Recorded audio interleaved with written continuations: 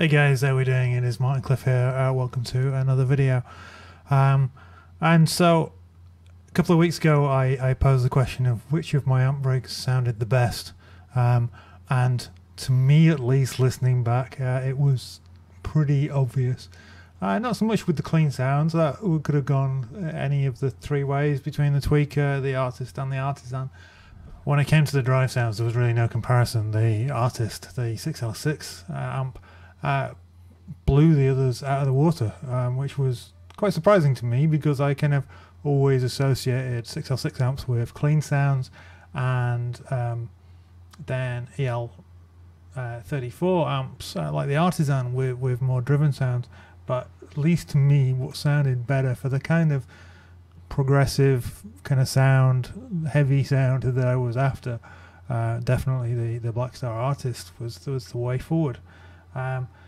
So that was the first kind of decision and change along this path. There's something a little bit doing something a little bit different, and then also as I was clearing out some gear and deciding what I was going to sell, I just had a bit of a thought that maybe actually for what I wanted to do, the timeline might be a better delay option than what I was using just for my main board, just because it gives me a little bit more versatility, a little bit more flexibility.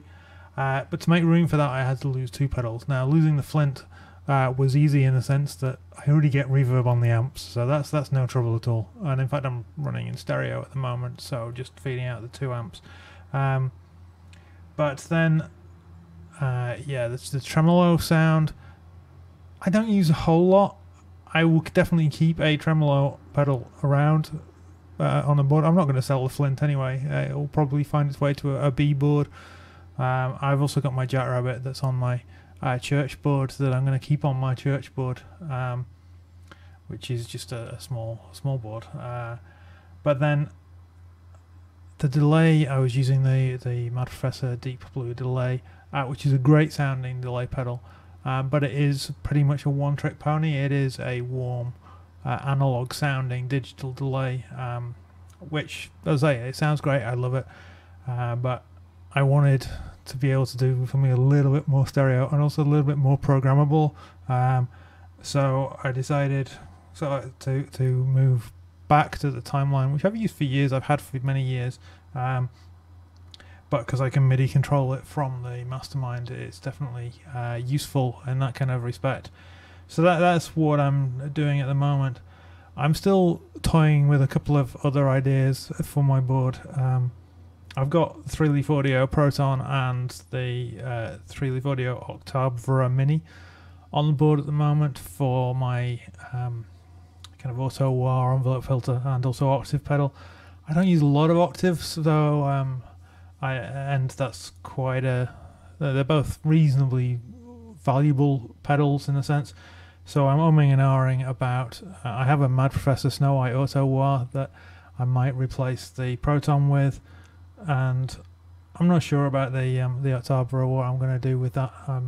Again, the MXR Bass Octave Deluxe works really well on guitar, so that might be something that replaces that. So I'm still playing around with some ideas on the board, but essentially the pattern is set of having an overdrive, a compressor, a distortion, there's a boost, a envelope filter, an octave, and a delay. So they're the pedals in the loops, and there's also a noise suppressor, MXL Smart Gate under the board.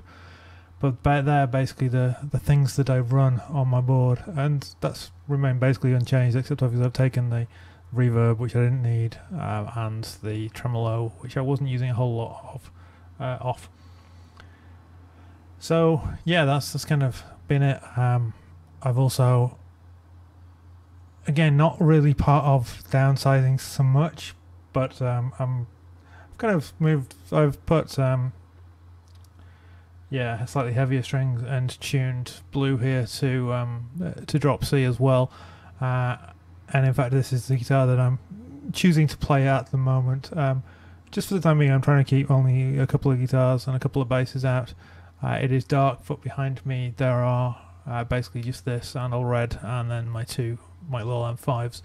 I put my acoustic away because I don't need it anymore for the time being, and I put Mango away just for now, again just because it's I'm just trying to keep things under control, and also because I'm trying to prepare in terms of packing for moving and stuff, and I need to just, you know, be thinking about what I can, you know, what's the least I can get away with, so that I know what I actually have to fly with as opposed to what will need to be shipped.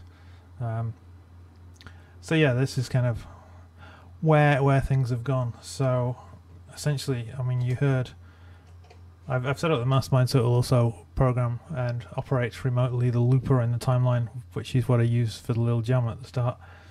And that was literally just a clean sound.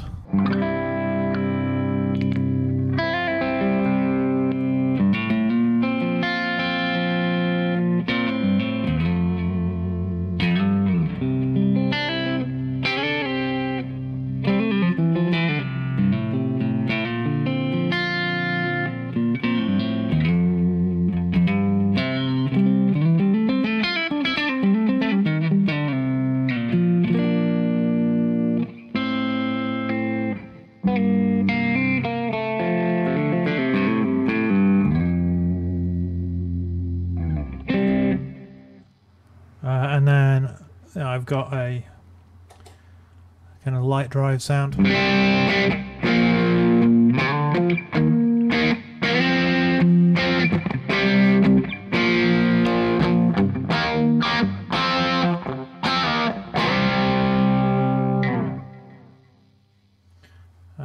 Heavier drive sound, this one without any delay on it.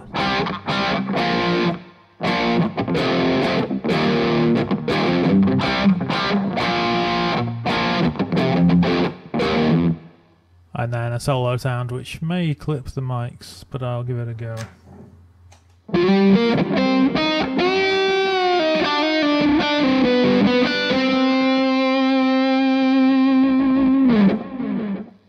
And then that's literally just got one repeat on each side.